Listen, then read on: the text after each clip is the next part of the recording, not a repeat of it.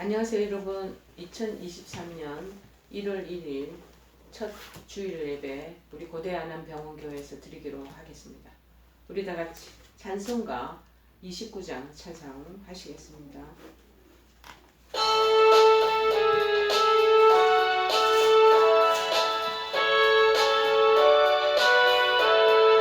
아버지를 내가 믿사오며 그 외아들 우리 주 예수 그리스도를 믿사오니 이는 성령으로 잉태하사 동정녀 마리아에게 나시고 본디오 빌라도에게 고난을 받으사 십자가에 못 박혀 죽으시고 장사한 지 사흘 만에 죽은 자 가운데서 다시 살아나시며 하늘에 오르사 전능하신 하나님 우편에 앉아 계시다가 저리로서 산 자와 죽은 자를 심판하러 오시리라. 성령을 믿사오며 거룩한 공회와 성도가 서로 교통하는 것과 죄를 사하여 주시는 것과 몸이 다시 사는 것과 영원히 사는 것을 믿사옵나이다. 아멘.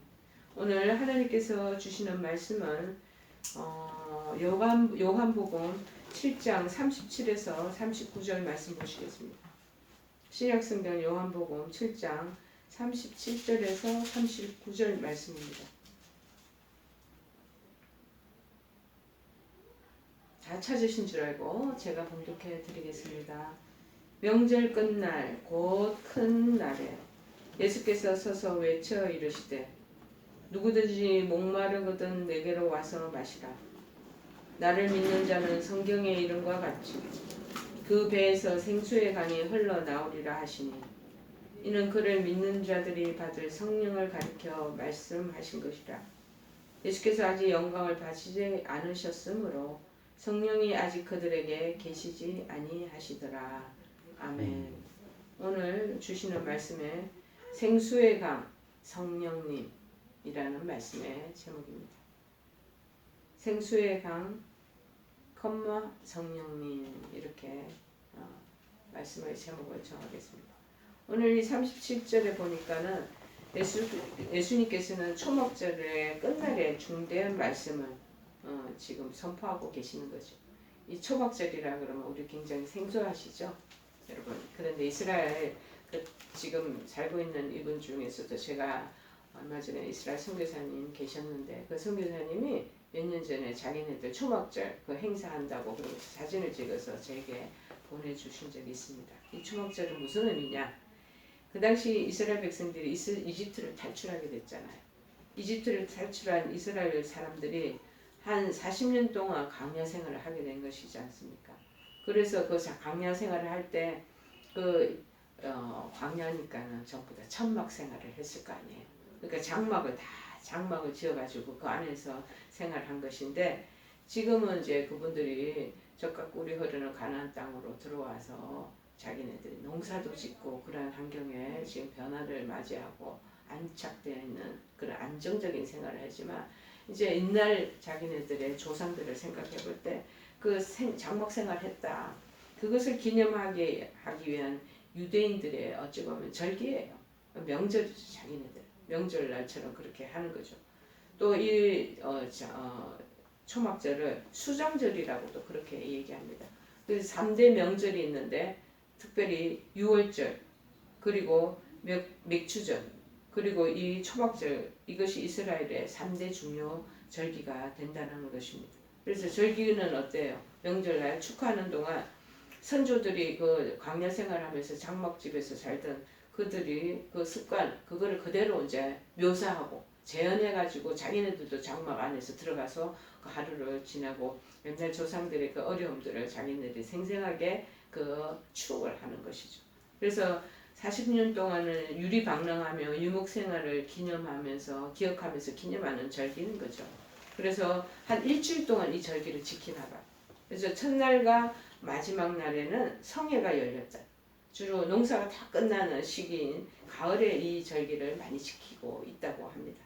그래서 1년 중에 가장 마지막 절기가 그 당시 이 초막절이는 큰 절기, 아주 명절날처럼 그렇게 느끼나 봐요. 그런데 이제 요 초막절을 오늘 여기에서는 마찬가지로 명절이다 이렇게 명명을 하고 있었어요. 특별히 이 명절날 이 초막절에는 회당에서는 전도서 말씀이 낭독이 되고 있고 그 다음에 성전에서는 성대한 희생제사가 날마다 행해지고 있었고, 절기가 거의 끝날 즈음에는, 끝나는 날에는 비와 이슬의 은혜를 구하는 기도가 이때 행해졌다고 합니다. 그래서 그를 또 재현하는 마음에서 실로암 못에서 물을 길어와 가지고 매일 제단에 붓는 행사가 이루어졌다라고 그렇게 얘기하고 있습니다. 특별히 예수님이 이날 물에 설교를 한 것은 뜻깊은 일과 똑같다고 말씀합니다. 어쩌면 예수님께서 드러나지 않게 이 절기에 참석하셨다라는 말씀이 어디 있냐면은 7장 10절에 나와 있습니다. 10절에 보니까 그 형제들의 명절에 올라간 후에 자기도 올라가시되 나타내지 않고 은밀히 가시니라. 그리고 은밀히 이제 그 절기에 참여하신 것이죠. 이 목적이 뭐냐? 이 절기에 참석의 중대한 목적 바로 이 성령의 생수, 강화 이 일들을 얘기하기 위해서 참여하신 것이라는 것입니다. 그래서 명절 끝날 곧 큰 날이다. 이 본래 초막절은 조금 전에 제가 언급한 것처럼 한 7일간 이루어진다고 그러지 않습니까? 근데 제 8일은 쉬는 날이에요. 쉬는 날은 다 성회로 모였다는 것이. 7일간에는 실로암 못에서 물을 길어와서 성전 제단에 막 붓는데요. 매일같이 그렇게 붓나 봐요. 8일에는 이 물 붓는 생수에 물 붓는 것을 행해지지 않고 모여 있었다는 것은 예수님께서 그 상황적인 것들을 고려하면서 말씀하신 것이 누구든지 목마르거든 내게로 와서 마시라 그렇게 말씀하셨다고 우리가 또 머릿속에 연상해서 느낄 수가 있습니다. 누구든지 목마르거든 마시라. 예수님께서 이 말씀을 선포하신 날에 제 8일이라면 이때는 제사장들이 못에서 실로암 못에서 길어온 물을 제단에 붓는 의식은 이제 중단한 그런 때인 것이죠. 이러한 때에 과거 광야에서 하나님 은혜로 말미암아 또 반석에서 나는 물을 마시는 경험을 체험했던 이스라엘이 이 경험과 연관해서 생수에 관한 말씀을 지금 하고 계시는 것이에요. 그래서 상황을 이용한 실물 교육으로의 효과가 한층 컸을 것이라고 그렇게 느껴집니다.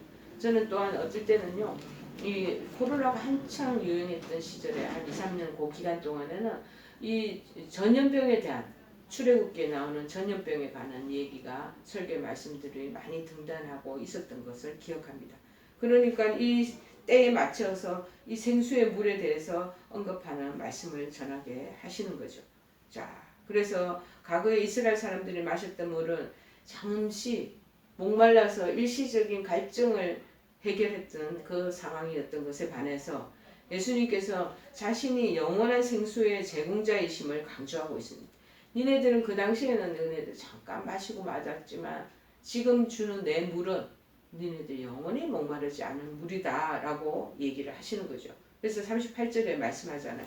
나를 믿는 자는 성경에 이름과 같이 그 배에서 생수의 강이 흘러나오리라 그렇게 말씀하는 그거는 그를 믿는 자들이 받을 성령, 생수의 강이 뭐냐? 바로 성령님을 얘기하는 것이죠. 그 얘기를 같이 맞대어서 이제 설교를 하시니까 사람들에게 얼마나 많이 감동을 주고 어필이 되겠습니까? 그러면서 당신이 직접 생수의 제공자이심을 말씀하고 있는 거죠. 그래서 앞서 요한복음 4장 13절 14절에도 이 수가성 여인이 물길로 온 내용이 또 나온단 말이죠. 대화밥에 예수님께서 대답하여 말씀하신 것이 뭐냐면은 이 물을 내가 주는 물을 마시는 자마다 다시 니네들이 우물가에서 퍼는 물은 이거 목마르지만 먹고 나면 조금 있다가 갈증이 또 다시 목마르잖아요. 특별히 사막 지역이기 때문에 자주 목에 그 갈증이 났을 것 같아요. 그는 마시면 또 잠깐 이 갈증이 해소되다가 또 목마르단 말이에요. 그러다 보니 계속 물을 마시게 연거푸되는데 내가 주는 물을 마시는 자는 영원히 목마르지 아니하리니 내가 주는 물은 그 속에서 영생하도록 솟아나는 샘물이 되도다라고 상기시켜 주시죠. 그래서 38절 성경에 이런 것 같이 그 배에서 생수의 강이 흘러나리라는 말씀과 이 자구적인 일치를 보이는 구절은 구약 성경에서는 잘 찾아볼 수 없습니다. 그러므로 예수님께서도 아마 물에 관한 구약의 여러 구절들과 이 성령을 부어주신다 라는 구절들을 아마도 그것을 염두에 두시고서 당신에 의해서 새롭게 전개될 상황을 예언적으로 말씀하신 것으로 그렇게 추정하고 있습니다. 그 배에서 생수의 강이 흘러나오리라. 여기서 배는 뭐냐? 사람의 심청부를 얘기해요. 쉽게 즉 양심 또는 전인격을 얘기합니다. 그래서 생수의 강은 우리가 성령 충만을 의미한다라고 여러분 아시면 좋겠습니다.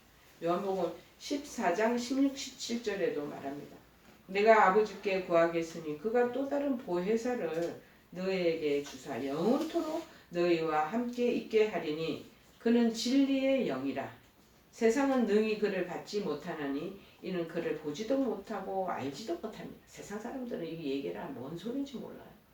자, 그러나 너희는 그를 아나니 믿는 너희는 알지 않나 라는 것이죠.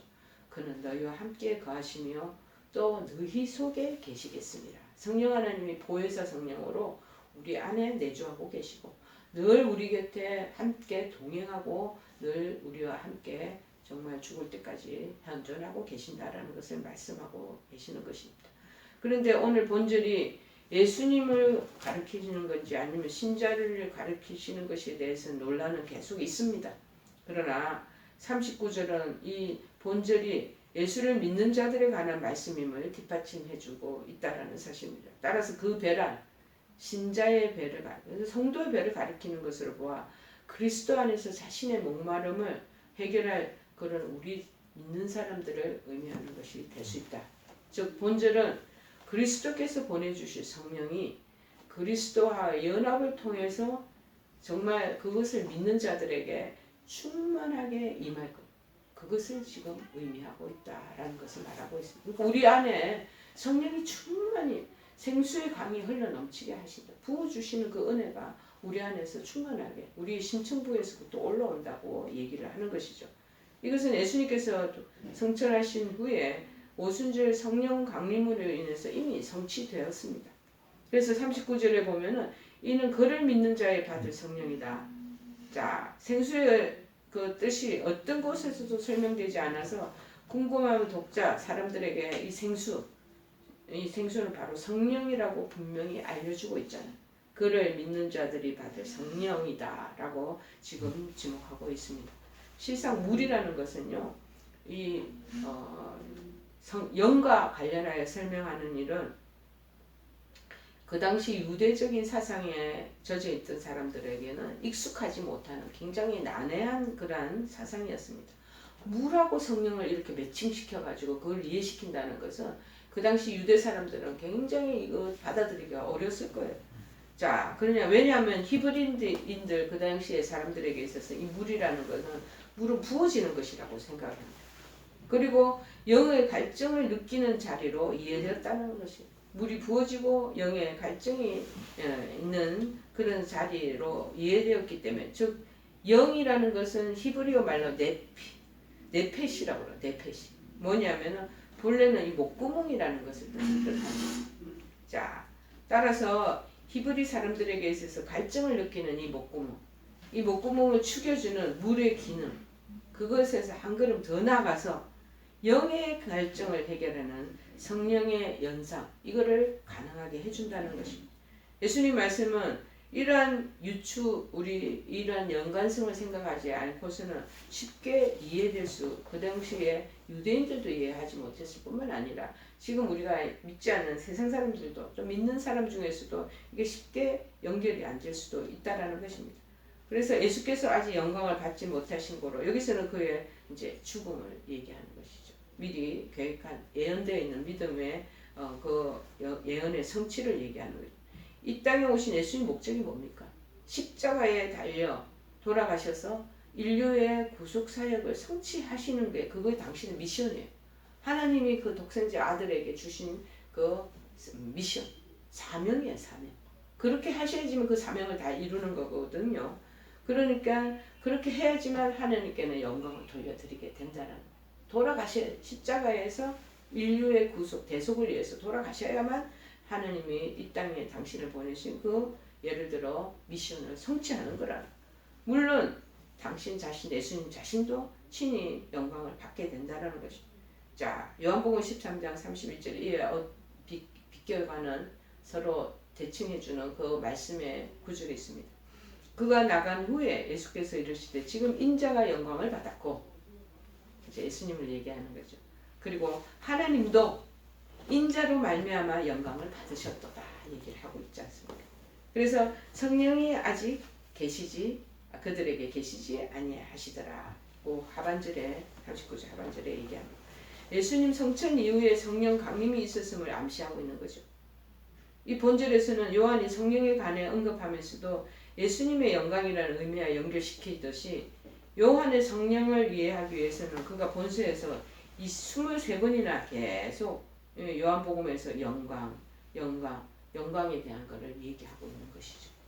자, 십자가 순환과 부활, 그리고 승천, 이 일련의 이 코스, 이 어찌 보면 프로세스, 이 과정에서 그리스도의 영광의 극치를 바라보는 그 당시 이 사도 요한은 비록 구약 시대에도 성령님께서 활동하셨던 사실이나 그리스도가 이 땅에 계실 때에도 하나님의 영이 내적으로 역사하신다는 것을 부인하지는 않았습니다. 그러니까 옛날 구약 시대도 성령님이 계셨어. 근데 오늘날에도 마찬가지. 그 당시 예수님 돌아가시고 그 후에도 성령이 활동하신다는 것을 얘기하고 있는 거예요. 자, 그런데 그 중요한 거는 요한복음 16장 17절에 이에 대한 대변을 하는 구절이 있습니다. 그러나 내가 너에게 실성을 말하노니 내가 떠나가는 것이 너에게 유익이라. 내가 떠나가지 아니하면 보혜사가 너에게로 오시지 아니할 것이요 가면 내가 그를 너에게로 보내리니. 즉 사도 요한은 그리스도의 이 구속의 대속의 역사를 오순절 성령 강림 이후에 비롯된 성령 시대가 이제 앞으로 올 것이라는 것을 위한 전주곡으로 보고 있다. 그때부터 이제 시작될 것이다라는 것을 얘기하고 있습니다. 여러분, 이렇듯 예수님께서 지상에서 공생의 33년 동안 사역을 하시는 동안 제자들에게 약속한 것들이 많이 있습니다. 예를 들면 영생을 주시겠다고 약속하셨고, 그리고 축복에 대한 것들도 약속을 하셨고, 천국의 처소를 내가 너희들을 위해서 예비해 놓겠다 이런 거 다 약속을 하시고 계십니다. 그런데 이러한 약속들 가운데서 그리스도께서 부활 성천하신 후에 곧바로 주시겠다 하신 것이 있다는 것. 그것이 바로 뭐냐? 보혜사 성령을 보내주시겠다 하는 약속을 이미 하고 계신다는 것. 요한복음 14장 16절에 말하고 있습니다. 내가 아버지께 구하겠으나 그가 또 다른 보혜사를 너희에게 주사 영원토록 너희와 함께 있게 하리니. 자, 약속하신 거나 인간은 약속 못 지킵니다. 하나님은 절대 지키시는 신이시는 것인 걸 여러분 기억하시기를 바랍니다. 거기에서 또 우리는 의문이 나타날 수가 있습니다. 의문을 제기할 수가 있습니다. 즉 우리를 죄에서 구원하신 구속사역은 예수 그리스도께서 십자가에 달려 죽으심으로 사실상 다 성취되었는데 왜 굳이 성령님을 보내준다고 약속하셨을까 하는 또 의구심이 좀 올라오실 수 있습니다.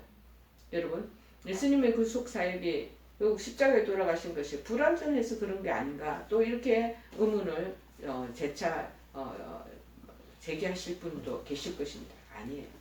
그것은 전적으로 우리 성도들을 위해서 이렇게 약속하신 것이고 그렇게 성령을 보내주신다는 것입니다.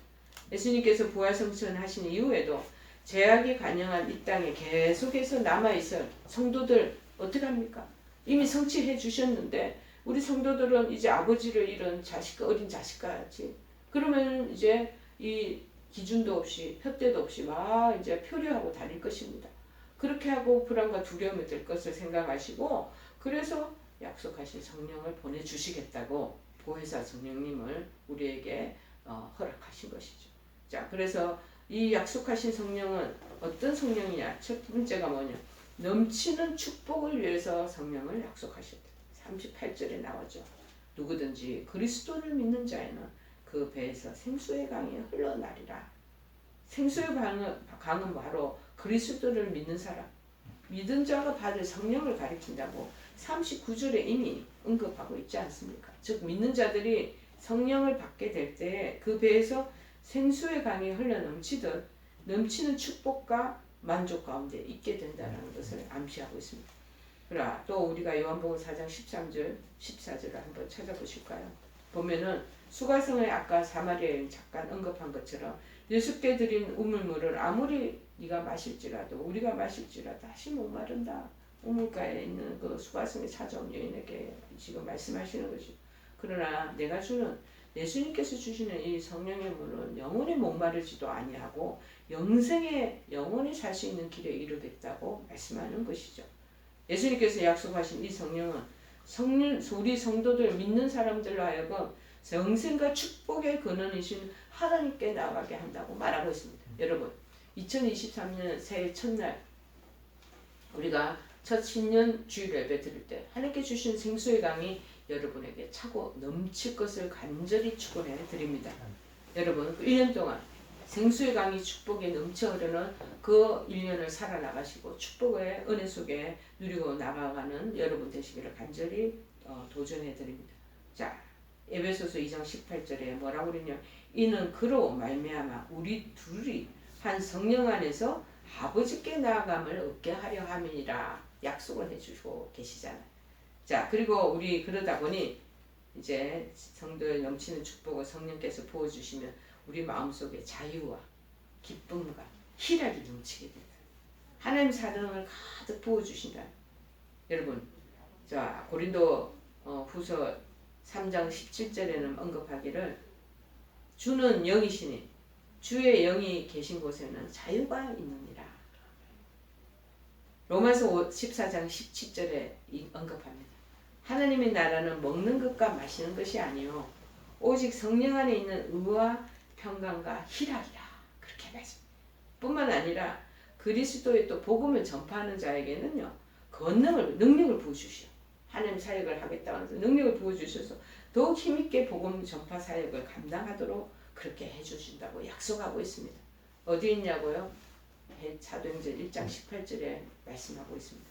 오직 성령이 너에게 임하시면 너희가 권능을 받고 예루살렘과 온 유대와 사마리아와 땅끝까지 이르러 내 증인이 되리라 하시니라. 이처럼 예수님께서는 그를 믿는 자들로 하여금 기쁨과 축복 가운데 거하도록 하시기 위해서 성령을 약속하시고 또 그 약속대로 오순절에 성령을 보내주신 것이라는 것입니다. 자, 두 번째 어떤 약속하신 성령은 어떤 분이냐? 그리스도의 승리를 전해주시기 위해서 성령을 약속하시면서 보내주시는 거죠. 39절에 말하죠. 아직 영광을 받지 아니하신 고로 성령이 아직 저에게 계시지 아니하시더라. 그러고 말씀하고 있습니다.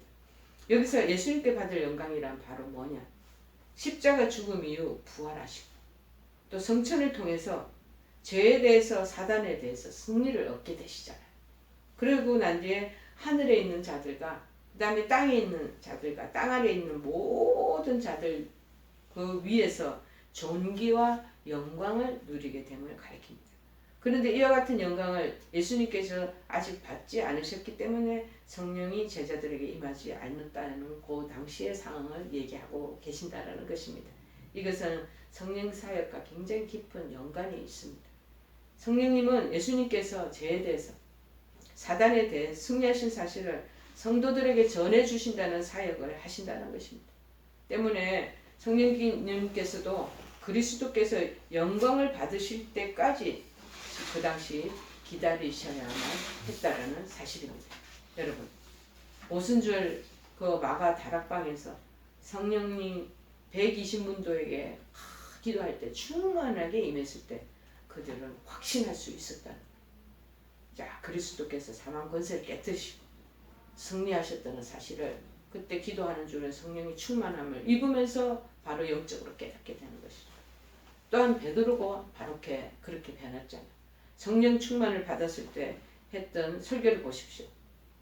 예수님 십자가에 돌아가실 때는 예수님을 나는 저 사람 모른다고 3번이나 부인했던 의기소침하고 용기 없었던 그런 이 베드로가 지금 성령의 은혜를 체험하고 난 뒤에는 충만해졌을 때 설교의 내용이 달라져 버렸어요. 사도행전 2장 22절에 말합니다. 하나님께서 나사렛 예수로 큰 권능과 기사와 표적을 너희 가운데 베푸사 너희 앞에서 그를 증거하셨느니라. 또 33절에 말하기를 하나님이 오른손으로 예수를 높이시며 약속하신 성령을 아버지께 받아서 너희 보고 듣는 이것을 부어주셨느니라. 그러고 언급하고 있습니다. 여러분, 우리가 물을 부어 붓듯이 그 다음에 하늘 주신 성령도 생수의 강처럼 우리에게 흠뻑 기도하는 가운데 부어지게 되면 우리가 큰 권능을 힘입게 된다는 거예요. 그대로부터 이 베드로가 막 말씀을 전파하는 강한 그런 사역자로 변화가 나중에는 3,000명, 5,000명 되는 많은 사람들을 주께 이끌어 드리는 그러한 하나님의 귀한 제자로 사용되어진 것을 우리가 책에서 많은 또 성경 말씀을 통해서 알게 됩니다. 여러분, 우리 모두 그리스도를 믿을 때 예수님께서 약속하신 성령까지 다 받으신 줄을 믿습니다. 그리고 그 성령은 우리의 구원을 약속해 주시고 영생 축복의 보증이 되신다. 그럴 뿐만 아니라 우리 삶 속에 신령한 기쁨 그리고 화평이 있도록 하신다는 사실입니다. 성령이 우리에게 깨닫게 하심으로 우리는 그리스도께서 사망 권세를 이기시고 부활 승천하셔서 지극한 영광 가운데 들어가신 것처럼 우리도 그리스도를 믿음으로 말미암아 영원한 승리를 얻게 된다는 것을 확신하게 해주셨습니다. 이제 이처럼 확신하는 믿음 가운데 성령 안에서 더욱 신앙생활을 정진하고 1년 동안의 이 믿음 생활과 여러분의 모든 삶 속에 예수 그리스도의 생수의 강이 폭포수같이 흘러넘쳐 성령님과 함께 놀라운 그 구원의 축복과 은혜를 노래하는 1년 한 해가 되시기를 간절히 축원해 드립니다. 우리 찬송가 오늘 말씀을 생각하시면 401장 찬양하시겠습니다.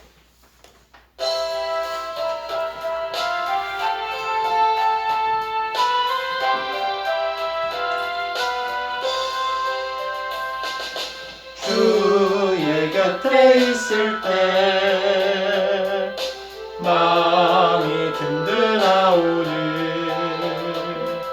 주여 내가 살 동안 인도하여 주소서.